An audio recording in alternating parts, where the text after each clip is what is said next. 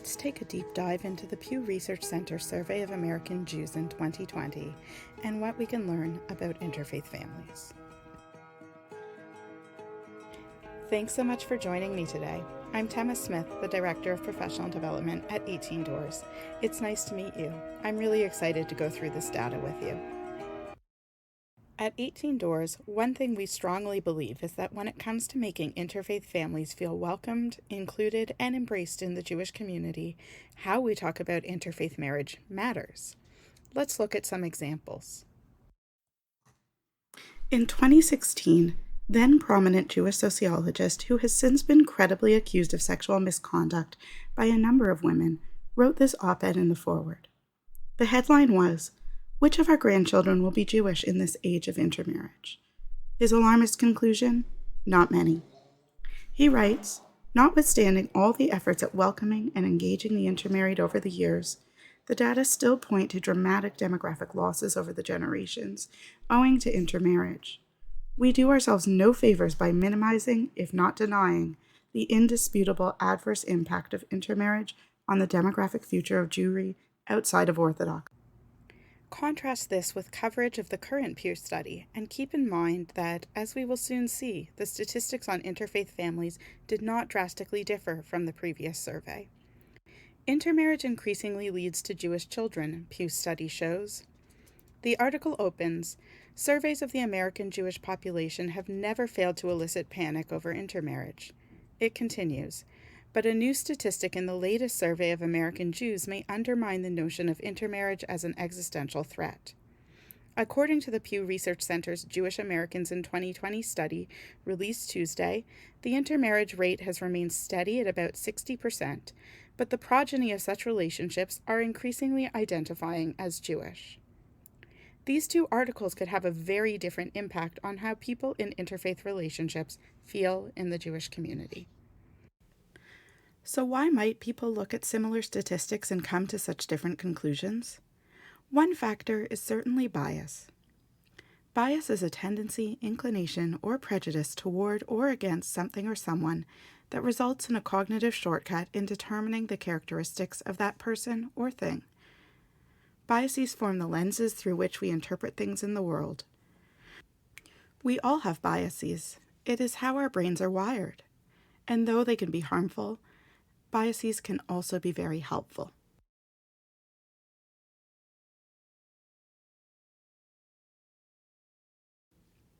But where does bias come from anyway? Well, when we talk about the kinds of biases that might impact how we think about interfaith families, these are learned when at a young age we begin to categorize people into in-group, like us, and out-group, not like us. Biases sneak into our work in all sorts of subtle ways. For example, surveys like the Pew study attempt to measure Jewish identity. But how do we actually measure something like identity? Well, the survey asked questions like, do you belong to a synagogue? Do you give to Jewish causes? Do you light Shabbat candles? Did you attend Jewish school?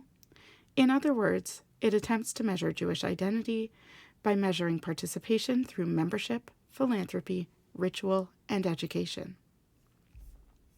But is it clear that this accurately measures someone's Jewish identity? And who decides what we measure? These are the kinds of questions we should be asking as we make our way through research like the Pew study. So with that context, let's dive in. Before we do, though, let's take a brief pause to think about what the data doesn't tell us. The Pew survey tells us nothing about the Jewish identity of children under 18, other than what their parents tell us about how they practice Judaism and relate to their Jewish identity. It tells us nothing about conversion, which misses valuable information about the families who have chosen to become Jewish, but also might cloud some of the data on interfaith families. The survey doesn't tell us anything about the spouse from a different background in an interfaith family who would have been disqualified from the survey by answering the question that they were not Jewish. And it relies on a term that is quite vague, Jews by religion, to tell something about Jewish identity. But the category of Jew by religion is itself complicated, which the survey bears out when it talks about things like Jews of no religion who light Shabbat candles, attend synagogue, or celebrate Jewish holidays. All right, and now some data. First, let's start with the statistics on how many Jews married people from other faiths over time. Before 1980, the rate of interfaith marriage was about 18% of all Jewish marriages. From 1980 to 1989, this grew to 42%, and if you only look at marriages outside of the Orthodox community, which are almost always between two Jews, that number was 45%. 1990 to 1999 saw 37% of all Jewish marriages be interfaith, and 41% outside the Orthodox community. When we reach the 2000s, 45% of all Jewish marriages are interfaith, but when we look at marriages outside of the Orthodox community, that number rises to 54%. And in the last decade, interfaith marriages become the majority of Jewish marriages, with 61% of Jews marrying someone from another background, 72% outside of the Orthodox community. Now think back to that term, Jews by religion, that the Pew study uses. 1/3 of Jews by religion have a spouse who is not Jewish. And Jews who are in an interfaith marriage cover the spectrum of Jewish denominations, with 2% of Orthodox Jews, 25% of conservative Jews, and 42% of Reform Jews, indicating that their spouse is of a different background. The majority of Jews in interfaith marriages, 68%, do not identify, though, with a particular denomination. 8% of interfaith couples are also interracial, where one partner identifies as something other than white. For interfaith couples where the Jewish partner identifies as a Jew of no religion, that number is 16%. And when it comes to the adult children of interfaith marriages, 47% of people ages 18 to 49 who were raised by one Jewish parent identify as Jewish today. Compare that to the people raised by one Jewish parent who are over 50 today. Only 21% of them identify as Jewish. Keep these statistics in mind. We will look at how interfaith couples today are raising their children very soon. For Jews in interfaith relationships, 26% say that Judaism is mainly about ancestry, 24% say culture, and 7% say religion. Many others say some combination of these three. Jews who are in interfaith relationships engage with their Jewishness by cooking and eating Jewish food, 58%, and sharing Jewish culture and holidays with friends who are not Jewish, 61%. Many also visit historic Jewish sites while they travel, read books on Jewish themes, and participate in other Jewish activities. It is clear that, to many, Jewish identity and culture is important. Now let's turn to child rearing. How Jews in interfaith marriages raise their kids has been a source of anxiety to many. Remember that headline we saw at the beginning? What we are seeing, though, is a trend line where the majority of interfaith families are raising their children with at least some Judaism. 28% of interfaith families are raising their children Jewish by religion.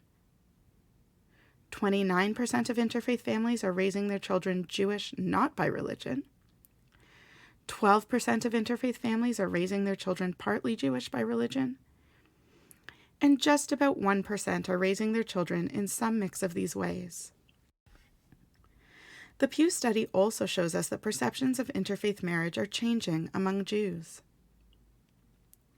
One of the key metrics of this is people's opinions on whether rabbis should officiate in interfaith marriages, that is, officiate at a wedding between one Jew and one person of a different background. A clear majority of respondents to the survey said yes. 64% said that rabbis should officiate, 25% said that it depends, though what it depends on was not defined in the survey.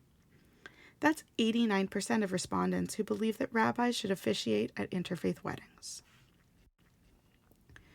This trend holds for people who identify as belonging to the conservative movement, where rabbis are currently prohibited from officiating at an interfaith marriage.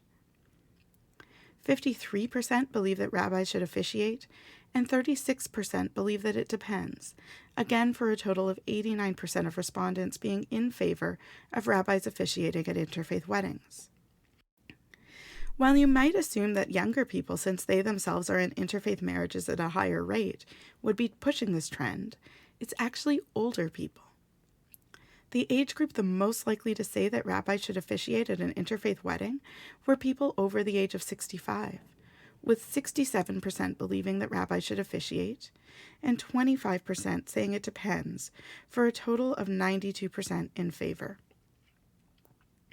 Similarly, people between the ages of 50 and 64 are largely in favor, with 66% believing rabbis should officiate and 24% saying it depends, for a total of 90%. Recall the headline of the Cohen op-ed from earlier. It turns out only 34% of Jews today think it's important that any potential grandchildren be Jewish.